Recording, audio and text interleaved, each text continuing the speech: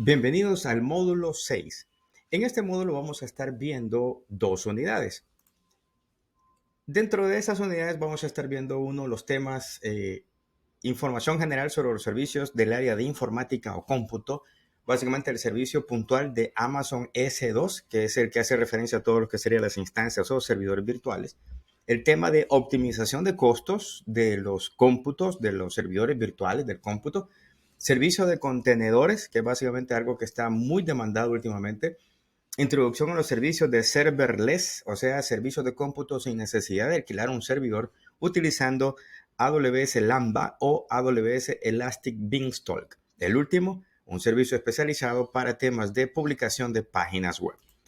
De forma general, estos son los objetivos del módulo. Uno, proporcionar información general sobre los diferentes servicios de cómputo que están disponibles en AWS.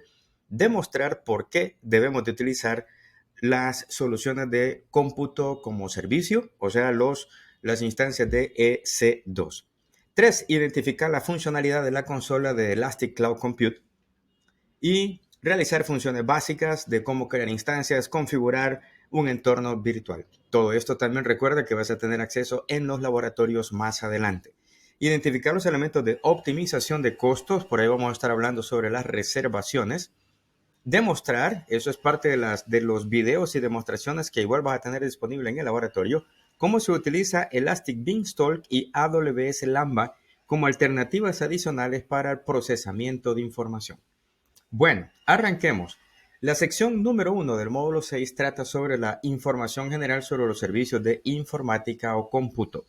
Dentro de AWS, todos estos servicios son los servicios que de una u otra manera atienden una necesidad de tener capacidad de cómputo. La que vamos a estar viendo hoy básicamente es la de Elastic Cloud Compute. Sin embargo, tenemos una solución que es para publicación de aplicaciones web, que es Elastic Beanstalk. La solución de el auto-scaling, esto como tal no es cómputo per se de crear máquinas virtuales, sino que esta es la solución que va a tomar los servidores virtuales que en algún momento dado tengamos disponibles y nos va a ayudar a hacer posible los conceptos de elasticidad elástica o elasticidad, perdón, horizontal, así es, de elasticidad horizontal.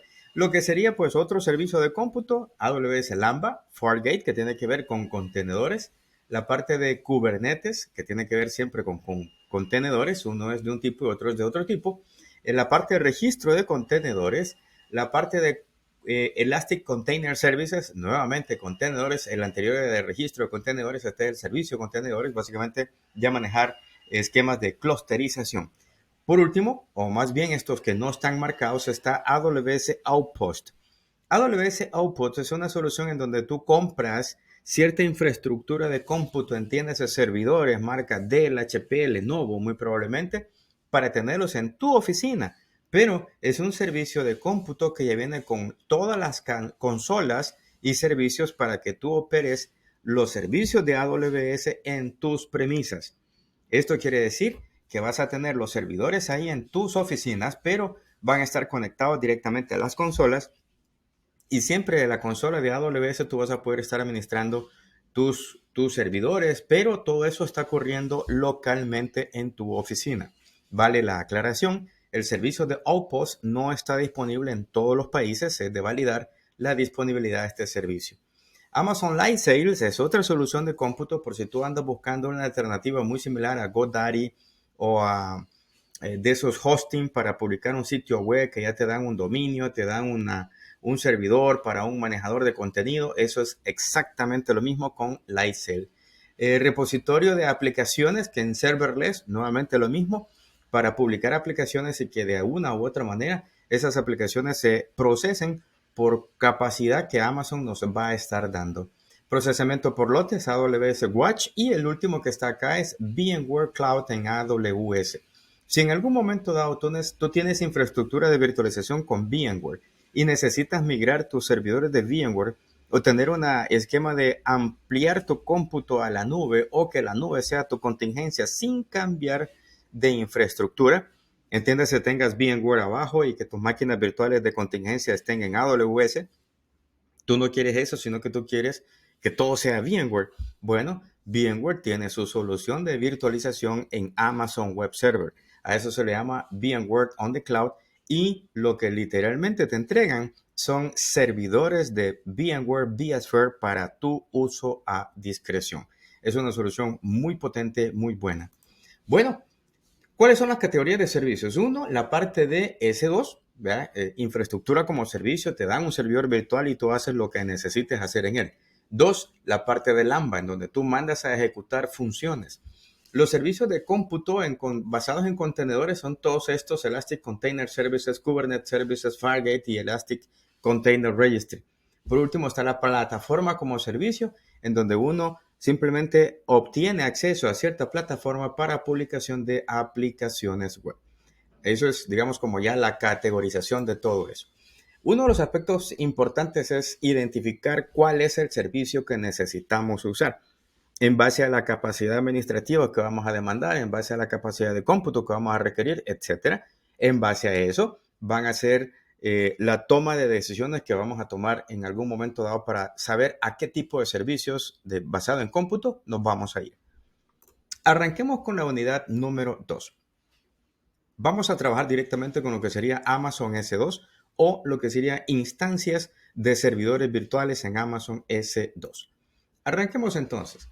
Elastic Compute Cloud, eso significa EC y el número 2. El número 2 es porque vienen dos letras C.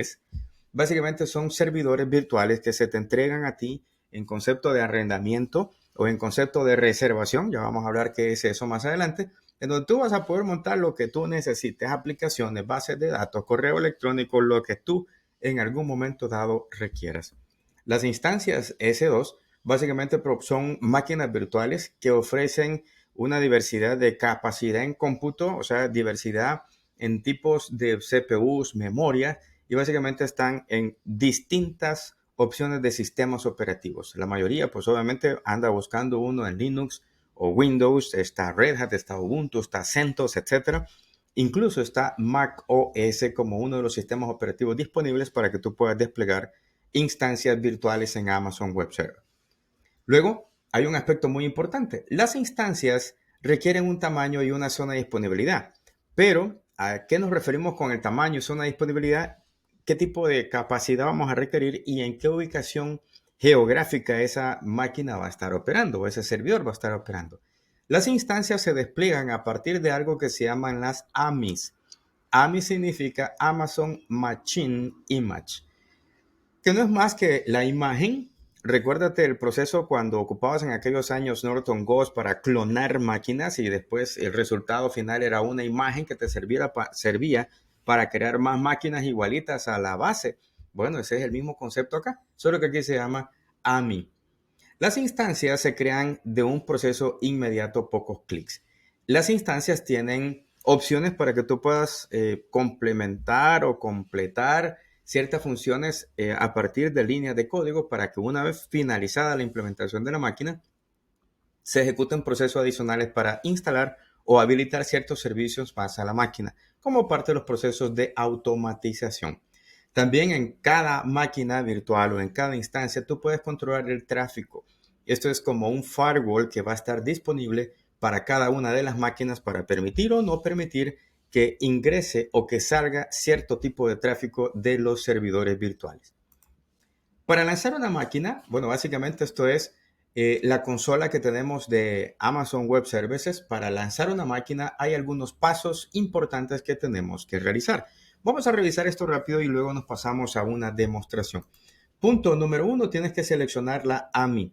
¿Qué es la AMI? La plantilla o la imagen base que vas a utilizar para efecto de desplegar tu servidor virtual.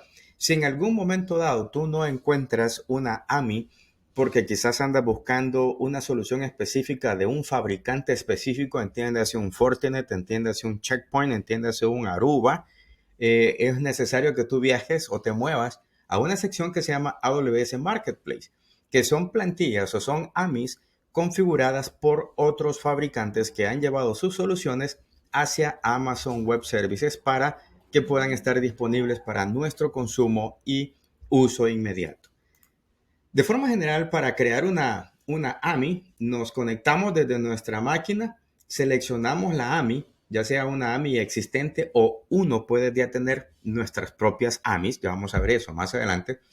Desplegamos o hacemos el lanzamiento de la AMI, nos conectamos a la instancia una vez ya modificada, hacemos una captura de una AMI nueva, o sea, yo creo una instancia, le instalo, hago ciertas configuraciones y a partir de esa instancia yo creo mi propio formato, por así decirlo, de máquina virtual para que después eso me quede disponible muy probablemente en una región distinta para desde aquí estar lanzando nuevas máquinas virtuales.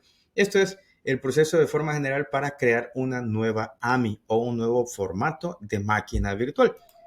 Cuando yo ya tengo mi AMI, yo puedo proceder a lo que es la selección del tipo de instancia.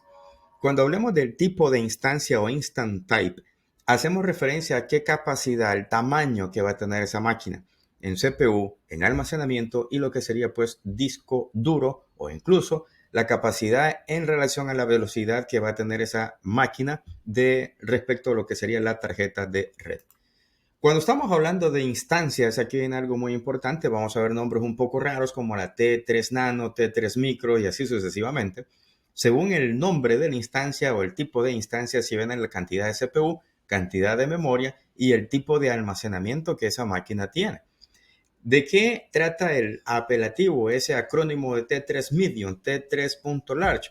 Bueno, el ejemplo viene acá. T es la familia, 3 es la generación. Está de más decir que entre más alto sea el número, es más nueva la generación. Y large es el tamaño.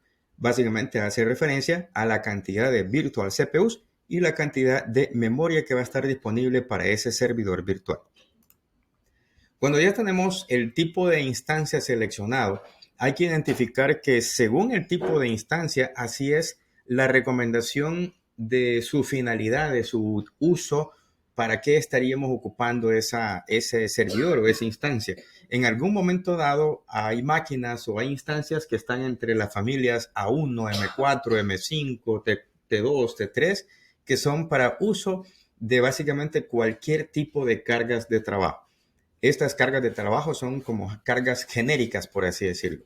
Luego tenemos las máquinas C4 y las C5, que estas sí ya están ofreciendo un rendimiento superior porque mis cargas de trabajo son para bases de datos quizás un poco pesadas, para procesamiento en línea, por poner un ejemplo. Y así sucesivamente hay ciertas familias de instancias que van a corresponder a ciertas cargas de trabajo.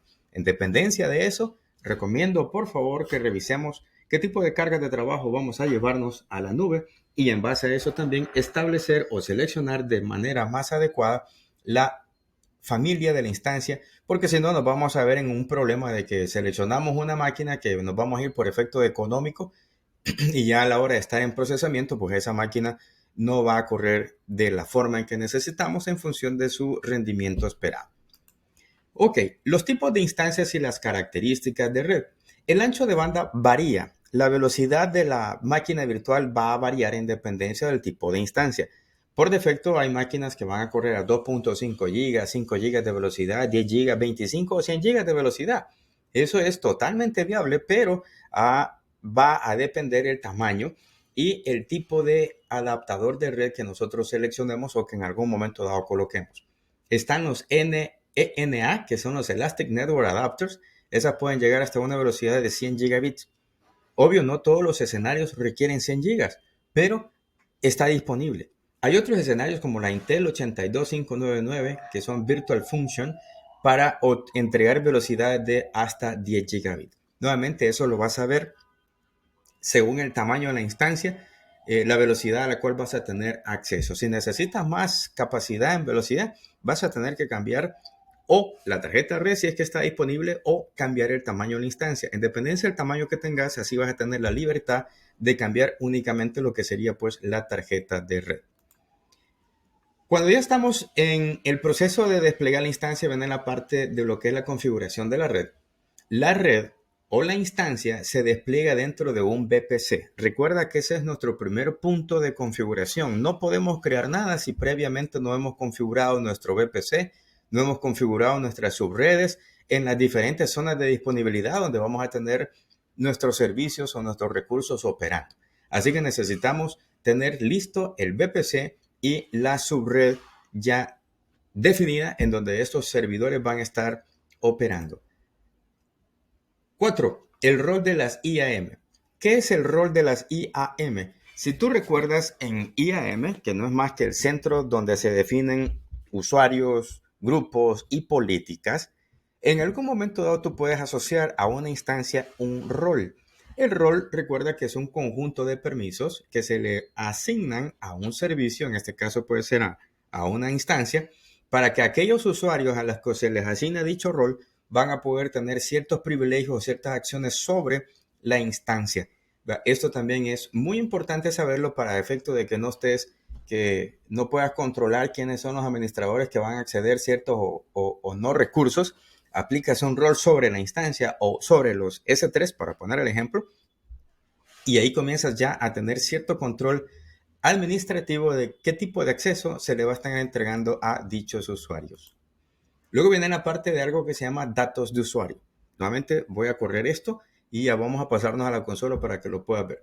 Los datos de usuario es en donde tú puedes indicar ciertos comandos para que una vez la AMI se despliegue, una vez finalice el proceso de estar operando con la máquina, inmediatamente se van a ejecutar estos comandos para que se instalen ciertos servicios, ciertos productos a la instancia. Eso es, digamos, como de manera inmediata, y esto solo se ejecuta una vez, o sea, la primera vez que la máquina se despliega. Luego viene la parte de seleccionar el almacenamiento. El disco o el volumen raíz viene en base al tamaño que tú definas. Los discos duros no vienen amarrados a la instancia, no es que las instancias tipo T tienen discos pequeños, no, para nada. Tú defines el tamaño, tú defines el tipo de volumen, si va a ser de estado sólido, en diferentes tipos de estado sólido, o HDD, que sería disco rotacional normal, y también defines los aspectos de si vas a requerir que ese disco duro esté cifrado o no, aspectos que tú vas a tener a control sobre todo eso. Luego viene la parte de las... déjeme ver. Viene la parte de los discos duros. Perdón, aquí estamos hablando siempre sobre los discos duros. Tenemos básicamente Elastic Block Store. Los discos duros en las máquinas virtuales o en las instancias de Amazon S2, los discos duros se les llaman EBS, que significa Elastic Block Store. Y esos básicamente son discos de tipo persistentes. O sea, todo lo que tú guardes ahí queda guardado. Hay discos que se pueden configurar de forma temporal o de forma de solo lectura, para que la próxima vez que se reinicie ese servidor, lo que tú hayas guardado ahí, básicamente se pudiera desaparecer. Así que hay otras alternativas de almacenamiento. Si tú estás buscando un escenario tipo SAN, tipo una red de almacenamiento como las que sueles tener o ver acá en premisas, puedes moverte hacia soluciones de almacenamiento como Amazon EFS, Elastic File System, para sistemas basados en Linux. Tú puedes crear un file system y entregárselo a cualquiera de tus servidores virtuales, a tus instancias. Si tus servidores están basados en Windows, está el Amazon FSX, que es otra alternativa de sistemas de almacenamiento muy similares a una SAN para entregárselas a múltiples servidores virtuales de forma inmediata. Sin olvidar que también está disponible Amazon S3. Amazon S3 es el concepto de un bucket, pero para volver al escenario clásico de múltiples file system o un solo file system conectado a múltiples servidores, son los escenarios anteriores. Recuerda que Amazon S3 es una alternativa para ir a guardar, pero no es necesariamente una alternativa para crear un entorno de alta disponibilidad, ¿ok? Es simplemente un repositorio de información. Algunas opciones de almacenamiento. Bueno, básicamente aquí tenemos ejemplo de características de cómo utilizar los discos. Para el caso, aquí tengo Amazon Block Store, que son dos discos duros, uno de 20 y uno de 500 gigas. El de 20 está asociado como el volumen raíz. ¿Qué es el volumen raíz? Sobre este disco está instalado el sistema operativo. El disco de 500 es un volumen de almacenamiento, o sea, para guardar datos, siempre sobre la misma instancia. O sea, yo puedo tener múltiples discos sobre un mismo instancia o sobre un mismo servidor. También yo puedo tener almacenes de instancias que son volúmenes efímeros. Estos volúmenes efímeros también pueden estar asociados, y recuerda que estos volúmenes en algún momento dado son muy poco utilizados, pero si en algún momento requirieras de estos, son volúmenes que no van a ser permanentes con los datos que ellos tengan asociados. ¿Ok? Bueno, vamos con la siguiente, etiquetas o los tags. Las etiquetas son muy importantes. En muchos casos no se ocupan y es una desventaja no utilizarlas. ¿Qué son los tags? Son, así como en un documento, que las características, la cantidad de palabras, etcétera, a eso se le llama la metadata. Al igual que en un documento, los tags o las etiquetas se convierten en la metadata de los servidores virtuales. ¿A qué departamento pertenece?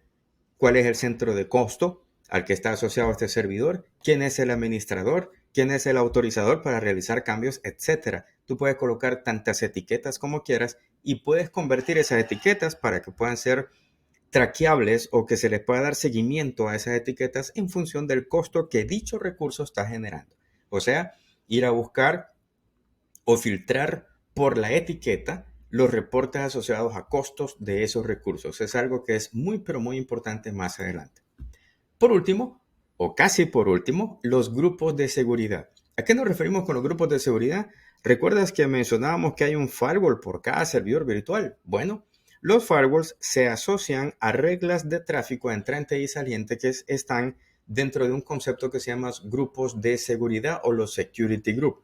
Ahí tú defines cuáles son los tipos de puertos según el tipo de tráfico que vas a estar permitiendo que ingrese y desde dónde hacia tu servidor virtual. Cada servidor virtual tiene asociado un grupo de tráfico, un grupo de seguridad, perdón, en donde básicamente si no te quieres meter en tanto rollo administrativo, puedes crear múltiples instancias y a todas ellas irles asociando el mismo grupo de seguridad. Obvio, para el caso de aquellos servidores que compartan las mismas reglas de tráfico. Por último, ahora sí por último, tenemos el escenario de lo que son las llaves privadas o el par de llaves, el key pair. En Amazon Web Server, para efecto de que tú puedas tener a disposición un servidor virtual, tú tienes que crear las credenciales, el password. El password se genera a través de un proceso criptográfico en donde tú puedes descargar la llave privada, que es la contraparte de la contraseña, y la otra parte de esa clave, pues la tiene Amazon. Tú tienes que hacer un proceso de combinar las llaves para poder generar finalmente o descifrar finalmente la contraseña. Bien, paremos ahí, veamos cómo es el proceso de ejecutar o crear una instancia. Si yo me muevo hacia lo que sería la consola de Amazon S2 y nos vamos a la consola de S2, aquí vamos a ver el proceso de forma general para crear servidores virtuales. En la sección de instancias, o aquí tenemos como un dashboard, aquí en la instancia pueden ver, yo aquí tengo ya 3 instancias corriendo, tengo 3, tengo 2 llaves de par de llaves, tengo 5 grupos de seguridad, etcétera. Pero para crear una instancia, opción número 1, puedes darlo desde este botón que está aquí al centro, o pudieras irte hacia tus instancias, ver cuáles son las que tenés y hacer el proceso de lanzar una instancia.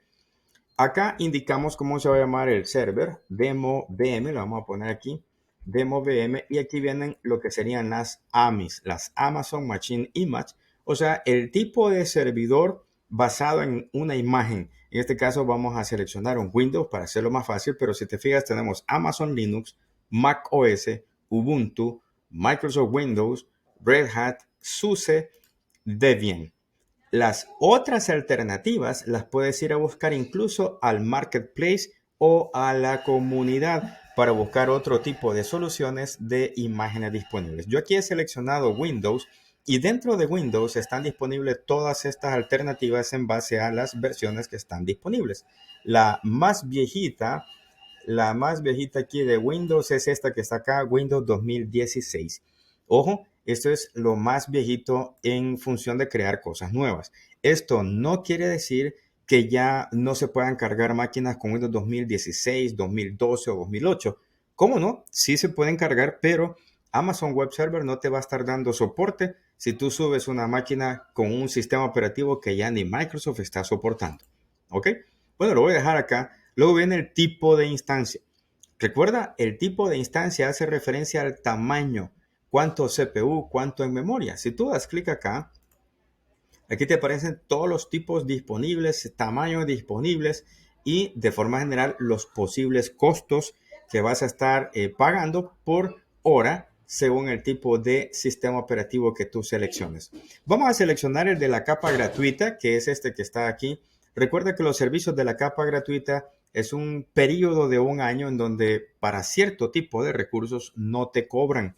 Obvio, son recursos de baja capacidad, como este que tenemos aquí. Tengo una T2 micro de un CPU, 1 GB de RAM, que para el caso de tener un Windows Server, su precio normal es de 0.0162 centavos de dólar por hora. Si fuera un Linux, sería esto y así sucesivamente. Mire, ¿por qué cambia cuando es Red Hat? Si Red Hat es Linux. Recuerda que hay unos sistemas operativos Linux que requieren una suscripción. El sistema como tal es gratuito, pero la suscripción para descargar actualizaciones y soporte sobre el Red Hat, para el caso especial, sí requiere un costo, ¿verdad? Bueno, dejémoslo ahí. Luego viene la parte del par de llaves.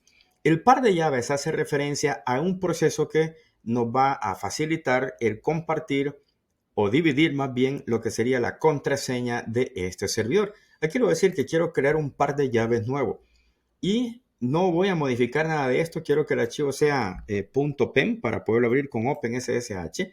Vamos a crear el par de llaves, perdón, hay que ponerle nombre al par de llaves y vamos a poner aquí justo como se llama mi máquina, DemoVM, crear par de llaves y eso lo que hace es que inmediatamente me descarga un archivo .pem.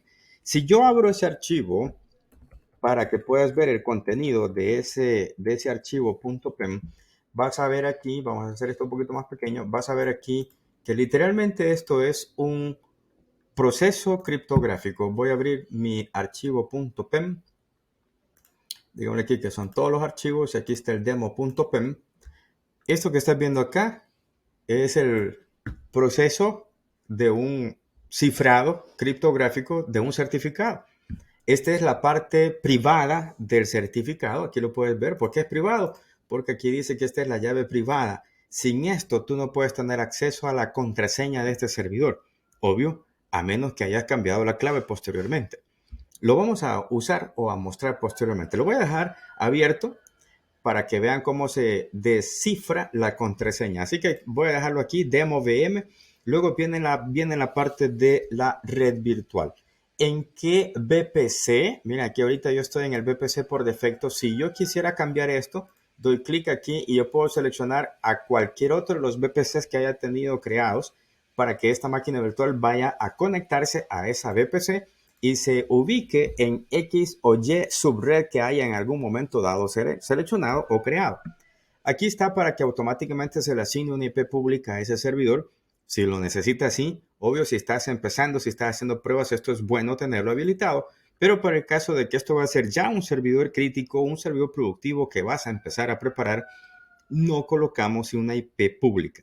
Obviamente, el mecanismo para conectarme a ese servidor, si no tiene una IP pública, va a ser a través de una VPN, va a ser a través de otro medio seguro para poder llegar hacia él, pero el servidor como tal no va a tener una IP pública disponible asociada. Bueno, luego viene la parte del firewall o los grupos de seguridad. Aquí le vamos a decir que vamos a crear uno nuevo y le voy a poner el nombre firewall-demo VM. Y vamos a colocar lo mismo aquí en lo que sería pues la descripción. Por lo general siempre coloca una descripción y aquí vienen las reglas de tráfico. Él me va a permitir RDP. Mira, ¿y por qué está permitiendo RDP? Porque es un sistema operativo Windows el que seleccioné. Si hubiera seleccionado un Linux, él automáticamente permite SSH. Y eso es lo único que va a permitir. Mira, TCP, protocolo TCP, RDP, perdón, protocolo TCP, puerto 3389 desde cualquier parte o tú lo puedes indicar aquí solo desde este lugar. Bueno, eso es todo. Las reglas de tráfico va ahí. Por último viene el almacenamiento. Entiéndase el disco duro que va a tener este servidor. Un disco de 30 GB. ¿De qué tipo de disco? Puede ser de estado sólido en estos 4 alternativas. Recuerda que los discos de estado sólido, eso lo vamos a ver un poquito más adelante. Esta es GP2, GP3, IO1, IO2, que básicamente GP3 es el último, es mucho más rápido que el 2 e incluso es más barato. Y así tú deseas una velocidad específica que ese disco duro corra no sé cuántos miles de IOPS, puedes moverte a los IO1 o IO2. El resto son discos más lentos. Bueno, lo vamos a dejar así tal cual, el que se me hizo, lo vamos a dejar así tal cual en 30 GB en GP2 y eso es todo. Ya si yo deseo agregar el código, mira, vamos a la sección avanzado. Si yo deseo agregar el código, me voy a mover hasta aquí bien abajo donde dice Users Data esto que está acá, User Data, aquí es en donde tú colocas el código que vimos en la presentación para que al finalizar el despliegue de esta instancia se ejecute el código que tú colocarás aquí para que se instale un Internet Information Server, recuerda que es un Windows, para que se instale un SQL, o sea, tú colocarías aquí las instrucciones para que esas actividades se ejecuten finalizando el despliegue. Recuerda que esto solo se ejecuta una vez, cada vez que la máquina se despliega. Hay muchas más cosas acá, ¿verdad? Hay muchas más cosas acá, especificación de crédito, el placement group, si quieres correr esto en un ambiente de red que sea súper grande o súper rápido, esos son aspectos que puedes habilitar desde aquí. Todo eso en las opciones avanzadas. Bueno, eso sería todo. ¿Cuántas máquinas puedo yo crear de un solo? Aquí le puedo indicar, mira, quiero 2 máquinas virtuales, quiero 3 máquinas virtuales de un solo, etcétera. Bueno, démosle lanzar instancia. Walter, pero mira, esa máquina es muy pequeña, 1 GB de RAM, un CPU. Ahí no va a correr Windows. En realidad sí va a correr. Lento quizás, pero va a correr. Recuerda que la AMI es una AMI personalizada. O sea, va a desplegarse un Windows Server que no tiene todos los servicios activos, que no te va a abrir de un solo el Server Manager y un montón de cositas ahí personalizadas que esa imagen tiene para que sea lo más óptima posible para correr en nube. Bueno, mira, aquí está ya se desplegó exitosamente ¿cómo se llama? El proceso para crear esta máquina, esta instancia. Recuerda que cada vez que tú crees un recurso, siempre comienza con las iniciales del recurso y guión y hace referencia a instancia, guión y el ID que se le está asignando a esa instancia. Vamos a regresar aquí al menú de instancia para que veas cómo es el proceso. Aquí está Demo VM y me está diciendo que está en su proceso de inicialización. En la parte de abajo, aprovechando que esto se está creando ahorita, en la parte de abajo tenemos los detalles de la máquina, el ID de la máquina, la dirección IP pública que se asignó, la dirección IP privada, el nombre de DNS público para que de afuera te puedas conectar a esta máquina usando su nombre de DNS y los aspectos de seguridad, cómo se llama el firewall, cuáles son las reglas de tráfico que están permitidas ahí. Si tú quieres modificar esto, simple y sencillamente das clic aquí para permitir más tipos de tráfico hacia esta máquina. En la parte de networking hace referencia a en cuál VPC tú te encuentras y en cuál zona de disponibilidad tú te encuentras, así como la subred en la que estás trabajando, que es esta que está aquí. En la parte de storage, cuál es el disco duro, cómo se llama ese disco duro, qué capacidad tiene. Si en algún momento dado necesitas aumentarle la capacidad a este disco, darás clic aquí y eso te va a llevar a la sección de Elastic Block Store, que aquí la tenemos a la par, para que tú puedas hacer la modificación del tamaño o tipo del disco duro. Los status checks, las verificaciones que se hacen sobre la máquina, particularmente cuando está inicializándose, y el monitoreo. Aquí va a aparecer el consumo de muchos elementos, CPU, tráfico entrante, tráfico saliente y varias cosas que van a estar disponibles ahí para que tú puedas verificar cómo está el desempeño de tu máquina. Por último, las etiquetas. Como decíamos, esto ayuda muchísimo para el seguimiento, para documentación. ¿Cómo creo nuevas etiquetas? Aquí está, manejar etiquetas y aquí tú vas creando nuevas. Departamento, el administrador encargado de autorización de cambios, qué sé yo, son valores o campos que tú vas agregando aquí que más adelante te servirán de mucho. Ok, bueno, esperemos acá. Voy a darle refrescar a esto todavía se está inicializando. Me voy a pasar a esta que se llama Tutor 2. Esta es una máquina igual que está corriendo con un sistema operativo Windows. Mira, te lo voy a mostrar. Aquí está plataforma. Es una plataforma basada en Windows, básicamente igual a la que acabamos de desplegar. Te quiero mostrar cómo es el proceso de conectarme a esta instancia. Esta instancia también tiene una IP pública asociada, es la que ocupo para hacer algunas pruebas. Lo vamos a dar clic aquí al botón conectar. Me quiero conectar con el cliente RDP. Descargo el archivo de conexión del RDP, que básicamente es este que está aquí. Y aquí está que el usuario para conectarme a ese servidor es el administrator. Pero el password, yo necesito el password para el archivo PEM, perdón, para saber cuál es el password. El archivo PEM que utilicé para esta máquina se llama tutor. Voy a ir a buscar el archivo y ese archivo lo tengo aquí en descargas y se llama tutor.pem.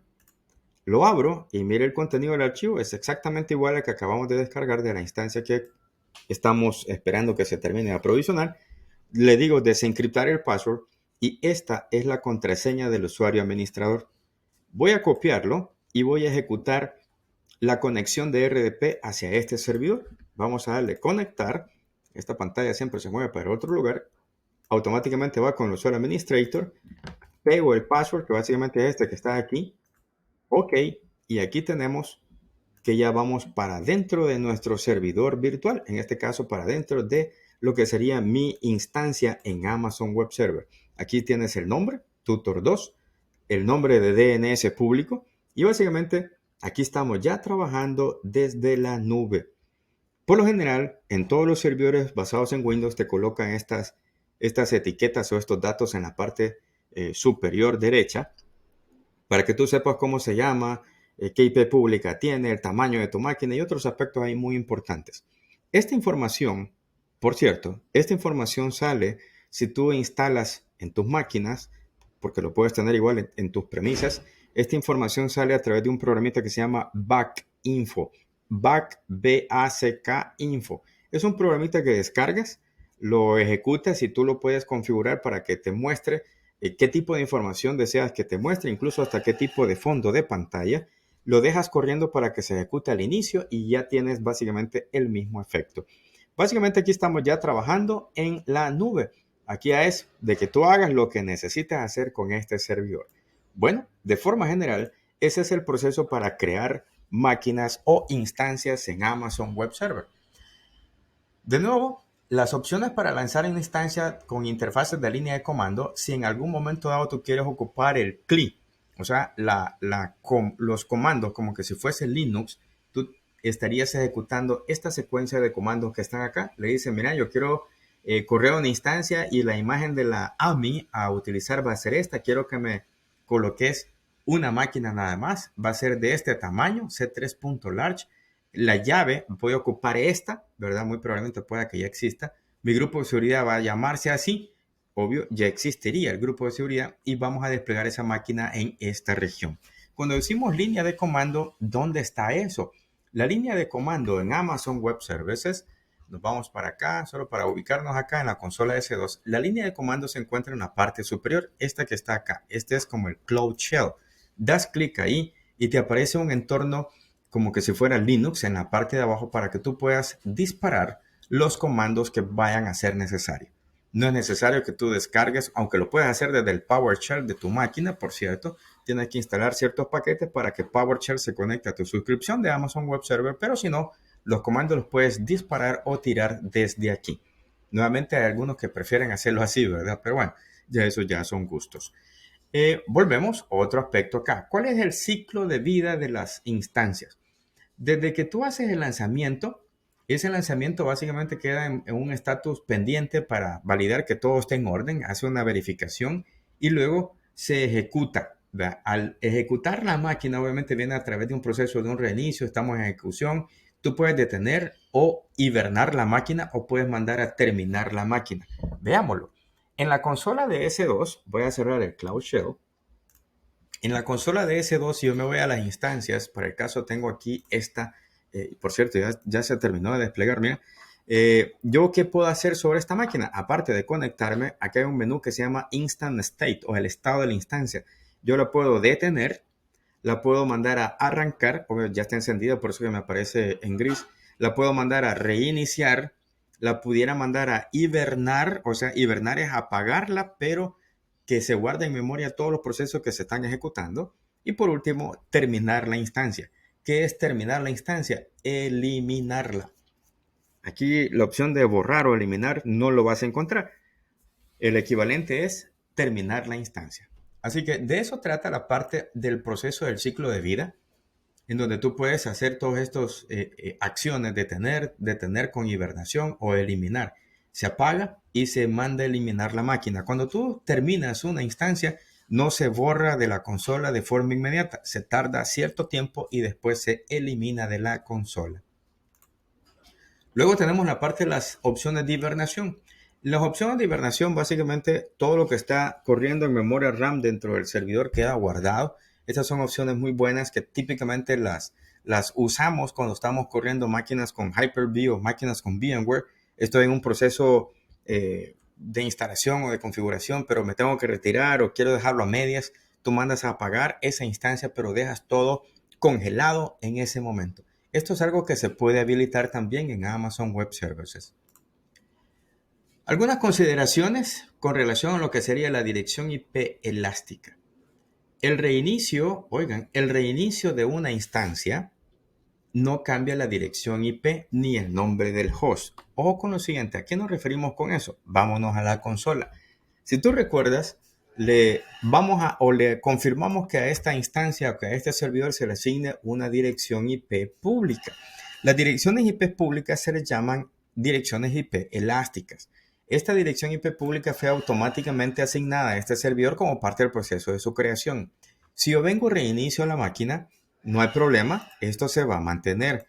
Pero si yo apago a mi máquina por cierto periodo de tiempo y la vuelvo a encender, la IP pública va a cambiar. Eso es un aspecto muy importante que hay que tener. ¿Cómo hago para evitar que la IP pública cambie? Tienes que mandar a solicitar una dirección IP pública. ¿Dónde hago eso? En la parte de Networking, mira aquí está abajo, en Networking and Security, aquí está la sección que se llama Elastic IPs. Tú mandas a pedir direcciones IPs, aquí no hay ninguna, tú mandas a pedir direcciones IP de una manera súper fácil. Voy a darle cancelar aquí, Allocate Elastic IP. Hey, por favor, denme una dirección IP en esta zona de disponibilidad. Allocate o crear, ¿verdad? Y aquí está ya una dirección IP. Esta dirección IP, tú la asocias, tú la asocias a una instancia, ¿verdad? Tú la asocias a una instancia. Aquí tú lo buscas a cuál de estos servidores vas a asociar esa dirección IP pública y ahí sí, esta dirección IP no va a cambiar aunque tú apagues el servidor virtual. Ese es un aspecto muy, pero muy importante a tomar en cuenta con esto. Regresando aquí a la presentación, cuando se detiene y se vuelve a encender, se modificará la IP pública y muy probablemente el nombre de DNS externo. ¿Y por qué va a cambiar el nombre del DNS? Porque el nombre está construido por la misma dirección IP. Veámoslo. En las instancias que tenemos en operación acá, nota que el nombre público del DNS tiene como parte de su construcción la misma dirección IP pública. Mira, 44.201.344. 44.201.344. Esto forma parte del nombre. Así que si tú apagas la máquina y la vuelves a encender y hay un cambio en la dirección IP pública, automáticamente también el DNS público va a estar cambiando. Entonces son aspectos importantes a tomar en cuenta, sobre todo si vas a asignar ya IPs públicas o IPs que tú deseas que no cambien. Tienes que solicitar IPs elásticas. Los metadatos de las instancias básicamente son los datos que se asignan sobre la instancia. Para el caso, desde el navegador puedes venir y colocar acá en la sección de metadata o valores que puedes recuperar en un momento dado, lo que sería la dirección IP que tenga el servidor, last applied user data. Nuevamente esta información ayuda muchísimo para efectos de datos asociados a la instancia. Puede que no sea tan necesario ir a detallarlos, pero por lo menos las etiquetas sí te recomiendo que las vayas a configurar. Por último, viene la parte de CloudWatch. Cada vez que tú crees servicios, que tú crees productos o aprovisiones nuevos elementos dentro de tu suscripción, CloudWatch es la solución de monitoreo. CloudWatch automáticamente va registrando todo lo que tú estás creando y va a poder en un momento dado comenzar a medir métricas de desempeño para cada uno de esos elementos. No importa si es un disco, no importa si es una instancia, no importa si es un S3, etc. CloudWatch es la solución de monitoreo que ahí está para que posteriormente tú llegues a configurar las métricas de monitoreo. Bueno, eso era la primera parte de este módulo número 6, de cómo ir creando o manejando algunos aspectos importantes de la creación de las instancias. Nos vemos en el siguiente módulo.